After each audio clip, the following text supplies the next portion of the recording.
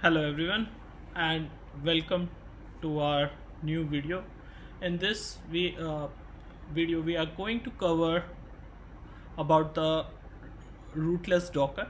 Okay, we have already covered the theoretical part of rootless Docker in our previous video. If you have not watched that video, I will suggest you to go through it because in that video we have detailed about what is rootless Docker and how rootless Docker works. Okay, what are the advantages and what are the limitation of rootless Docker. Okay, so running the Docker with without the root user can help you increase the security of your environment due to the limitation over the resources which comes with a normal user. Okay, so even the amount of security gets improved if you are using the rootless Docker. This video is more about the practical implementation of rootless Docker, on how we can install it, how we can configure it to run on our system. So we are going to discuss about it. All right, so currently I'm performing this uh, rootless Docker installation over CentOS 8. This is a machine, like a base machine, which is not having anything, just it's a fresh machine on which I have installed CentOS 8, and we are going to install the rootless over this machine. Okay, so now when you are logged into machine, make sure that you are going to perform the installation as a normal user. Right now I have logged in as a privileged user on this machine, but I'm going to switch my user to Vagrant. Okay, and I'm going to use the Vagrant, which is a normal user, okay, without any sudo or any extra privileges. So I'm just going to do it with the Vagrant user. All right, so very first thing, we are going to now install the Docker on our system. Now for installing the Docker rootless, they have already provided a script through which you can install the Docker rootless on your system. But even before you install Docker rootless, there are some prerequisite steps that you need to perform. So and these prerequisite steps are basically mentioned inside the script. So they have created a script which you can directly download from the Docker website and just run it. It will pop up you with some command, which like a prerequisite commands that you need to run, and once you run those commands, then you can run the script. So first time I run the script, it will give me some prerequisite command to run, and once I run those command, it's going to run the Docker rootless on my system. Now when I run this command, it will basically ask me to configure the namespaces which it will be using to launch the container and the Docker daemon, since both of them are in the same namespace. This we have discussed in the previous video. Please go through that if you have not already done it. And then once we have created this namespaces and updated some of the kernel parameters, then we are good to install the rootless on our system. So let's begin with our lab session. Let's see how we can perform this. So we are going to use the script which the Docker has provided. So you can use the curl command, which is like a web browser for the Linux based system. So you are going to use curl -s capital SL https. We are going to download from get.docker.com. This is the script which is being downloaded from the docker.com, so it's completely safe. So you can type /rootless because we want to perform the rootless installation. If you don't mention rootless, it will be installing the Docker with a root permission, and then you can run that way as well. And for rootless, they have created the rootless, so if you provide rootless, it will be doing the rootless installation. And then pipe sh. Basically, if you look at this, it's like an HTML file which opens in the browser, but actually it's a shell script. So that's why we have provided the pipe sh. So let's run this. Now once we run this, it's going to make sure that the Docker rootless gets installed on our system.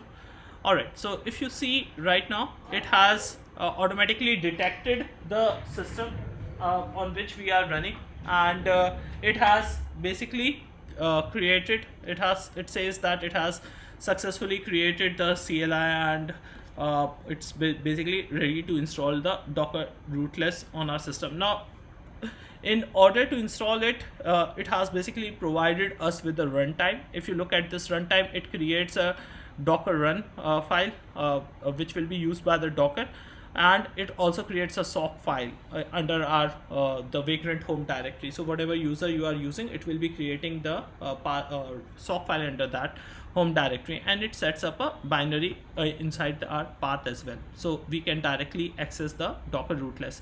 And this sock file is basically going to be used when we start the Docker rootless, which will start the Docker daemon on our system. So what you can do is you can configure them inside your bash.rc. Okay, so let's configure them inside my bash rc profile. This bash rc is basically loaded every time a user logs in. So whenever he logs into the system, this bash rc environment variables will be logged in. You can go in here. Let me just copy that first. So just copy these three environment variable, open your .bash rc file, just go inside it and paste the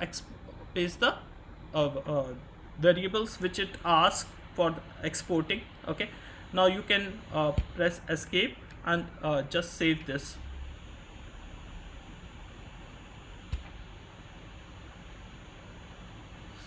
All right, so now we are going to save this. So you can say :wq and the exclamation mark.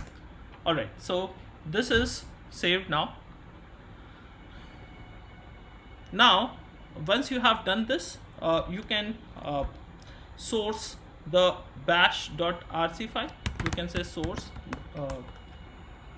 .bash rc file. Okay, now once you have sourced the file, now you can verify these variable if these are resolvable. You can use the echo command for that, and just use the key file. Okay, $key. So it's basically resolving, so it means this is successfully set. Similarly, we can echo out the value of Docker host, so it is also successfully set. So now when we are going to run the Docker rootless on this, it's going to see these variables which will be required by the Docker rootless. It will be using this. Another way is like you can also type the environment variable, and then you can see all the variables here. So you see it's Docker host is here, then data share, the directory is here, so it's visible here as well. All right, now we are basically going to use the Docker rootless script, that is the shell script it has created. It's a binary which gets executed, and it's going to launch the Docker daemon, after which we can run the containers. So if you want to launch it, you will have to type docker d -rootless.sh. okay, and you are going to say --experimental because it's under the experimental right now, and we are going to use the storage driver. So I will say storage driver is VFS. Okay, so this is the driver which you can use with the rootless. Now it needs to be mentioned that currently, if you look at the rootless, there is overlay 2 driver which is available, but it works with the kernel 5.11, and it's basically available only for the Ubuntu flavored kernel, okay, or Debian flavored kernel. So you cannot use it on the CentOS right now. Then there is Fuse overlay FS, okay, which works with the kernel version 4.18 or later, and then there is VFS, which we are currently using in our installation. Okay, now once you have done this, you can run it. Now once you run it, it will run in a it will continuously run and occupy the terminal on this host. Now if you don't want it to be occupied, then you can use the nohub and nohub at the start of the command, and which will make it independent and run this process in the background. But then I wanted to show you the output, so let me just run this here itself, so you can see this is the shell script which gets executed, and it basically starts the Docker daemon inside the system. So right now Docker daemon has been started, and now if you go to the you will have to take another session, okay, of the same server, because here if you see it has I didn't get the terminal back. It's basically running the daemon. I already told you can use the nohub if you want to use the same system. Just that to show you the output, I have to do this, okay. Then what you can do now, once the Docker is running, you can verify if the things are running. Just switch to the Vagrant user. This is the user which we were using for the installation purpose in the Docker rootless. Now once you have done this, you can run the docker info command. If I run docker info, and it should not give me any error. So if the docker info basically gives you all the information about your system, okay, without any error, this means that you have successfully running the Docker daemon. And you can see that here we have not used the root user which a normal Docker installation uses, right? So we are not a root user, we are a simple Vagrant. We have logged in via Vagrant user, and we are able to install the Docker on our system, just like and it's running in the same way like we do with the root user, okay. Now let's try and verify if we are able to create the containers or not. So I will create 2 containers. First let me run we are running CentOS, so I will create a Ubuntu container. So I will run it interactive mode, okay. I will run this Ubuntu in the interactive mode. My container will use the Ubuntu image. Let's run this. So it's not able to find it. It will directly download from the Docker registry, that is hub.docker.com, and then it will create the container on my system. Alright, so image has been downloaded now, and it's going to create the container now.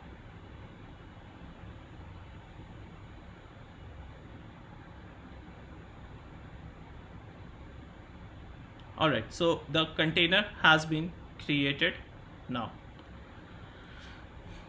We can if you look at the name, it has changed my user to the root, which means I'm inside the container. So I can just say who am I, it will say root, because I'm inside the container now. Secondly, if I wanted to check the host name of my container, I can simply say cat etc host. It will show the IP and the container host name which is matching to this. So I'm inside the container right now. Now if you want to come out of container, you can type exit here, okay.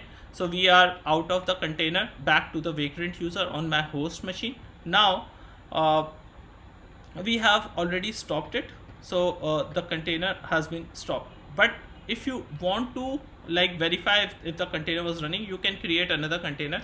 So I can simply say docker run -d nginx. If I run this, so you will see that it starts downloading the nginx, and it's going to run the nginx on my system.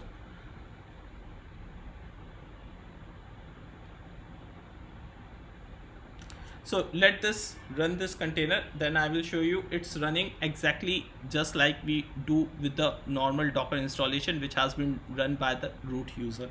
So Docker daemon actually runs exactly the same way. You will not feel any difference. The same command, everything remains the same, okay, in the Docker rootless as well. Just that there are some limitations which we are shortly going to discuss about.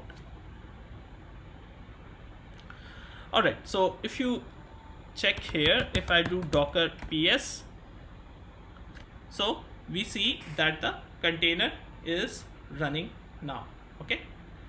Alright, so guys, this video has gone long now. It is already 15 minutes long, so I will be stopping here, but I will be creating one more video in which I'm going to discuss about the limitation of Docker rootless, uh, and how we can overcome these limitations. Okay, so that's all for this video. If you have not subscribed to our channel, please subscribe it, uh, and if you have any doubt, please raise it in the comment. I will get back to you. Thank you.